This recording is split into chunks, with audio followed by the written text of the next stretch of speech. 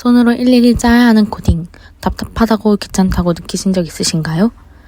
누가 대신 짜주었으면 하는 생각 한 번쯤은 해본 적 있을 겁니다. 그런 건 SF 영화 속에서나 볼 수 있을 거라고 생각하셨다면 이 영상이 그 생각을 조금 바꿀 수도 있을 것 같습니다. 이번 영상의 주제, 바로 AI 코딩입니다.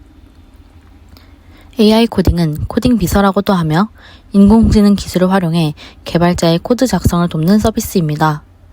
인공지능이 코딩을 한다니 어떤 방식으로 작동하는 걸까요? AI 코딩의 작동 방식은 다양합니다. 코딩 비서를 만든 기업마다 다른 방식으로 프로그래밍을 도와주도록 설계하였기 때문입니다. 현재 개발된 코딩 비서 3가지의 종류와 작동 방식을 실제 활용 영상과 함께 알아봅시다. 먼저 GitHub 코파일럿입니다. GitHub가 비영리 인공지능 연구단체 오픈AI와 함께 만든 개발 보조 도구입니다. 우리가 잘 알고 있는 코드 공유 커뮤니티인 GitHub에서 만들었어요. 2명 이상의 개발자가 하나의 창에서 공동으로 개발을 하는 협업을 인공지능과 함께 해낼 수 있다는 의미로 당신의 인공지능 페어 프로그래머라는 수식어를 달고 나왔습니다. 코파일럿은 GitHub에 게재된 수많은 코드를 학습용 데이터로 삼은 인공지능이 이용자가 함수를 입력할 시 GitHub에 있던 완성된 코드를 불러오는 방식으로 작동합니다. 오픈AI의 자연처리 인공지능인 코덱스를 활용해 개발자가 원하는 기능을 채팅하듯 문자로 입력하면 인공지능이 이에 맞는 코드를 추천해줍니다. 아직까지 웹상에서는 사용할 수 없으며 비주얼 스튜디오 코드에서 GitHub에 로그인하면 코드를 입력하거나 주석을 달 때마다 해당 상황에 맞는 코드를 제안하는 방식으로 서비스를 제공받을 수 있습니다. 두 번째 코딩 비서는 구글 딥마인드의 알파코드입니다. 구글 계열사 딥마인드에서 만든 코딩 인공지능인 알파코드는 문제 해결 능력을 갖춘 고도화된 지능 연구를 위해 개발되었습니다.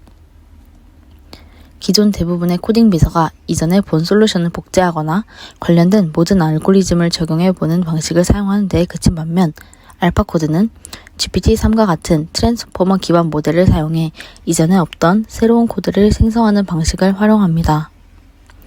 문제어를 자연어로 정의하면 그에 해당하는 코드 전체를 생성해주는 솔루션인 알파코드는 코파일럿과 동일하게 GitHub의 공개 코드를 가져다 학습하는 형태이지만 하나의 답을 바로 도출하는 것이 아니라 조건을 바꾸어가며 수많은 잠재 답안을 얻은 후 문제의 테스트를 수행할 수 있는 것을 고르기 위해 필터링을 적용합니다. 이렇게 걸러진 수천 개의 잠재 답안 중 다시 최대 10개의 잠재 답안만을 골라내고 실행하여 최종 답안을 제출합니다. 앞서 설명한 GitHub 코파일럿과 구글 딥마인드의 알파코드뿐만 아니라 아마존 웹서비스의 코드 위스퍼러 코딩 비서의 한 종류입니다. 아마존 웹서비스에서 내놓은 머신러닝 기반 코드 추천 도구인 위스퍼러는 그 이름처럼 개발자에게 코드를 속삭여주는 프로그램입니다. 소스코드상의 커서 위치 같은 프로젝트의 다른 파일 코드 등 다양한 개발 맥락 정보에 기반해 다음에 입력하기 적절한 코드를 개발자에게 추천해주는 형식으로 진행됩니다. 개발자가 입력한 주석을 바로 코드로 바꿔주기도 합니다. 참 유용하죠? 맥락에 따라서 혹은 원하는 부분을 선택하면 바로 주석과 코드를 짜주는 모습 정말 신기하지 않나요? AI 코딩의 장점은 확실합니다. 우선 코딩 비서는 단순 반복 업무에 빼앗기던 시간을 아껴 작업의 효율성과 생산성을 높일 수 있다는 장점을 가지고 있습니다. 코파일럿을 만든 GitHub 측에서는 개발자들이 표준 문안을 만들거나 반복적인 코드 패턴을 짜는 데 들이는 시간 대신 더 중요한 일에 시간을 쓰도록 돕겠다고 코파일럿의 목적을 밝히기도 했습니다. 유행하는 개발 언어를 매번 새로 습득하는 수고를 들일 필요가 줄어든 것이라는 기대 또한 존재합니다.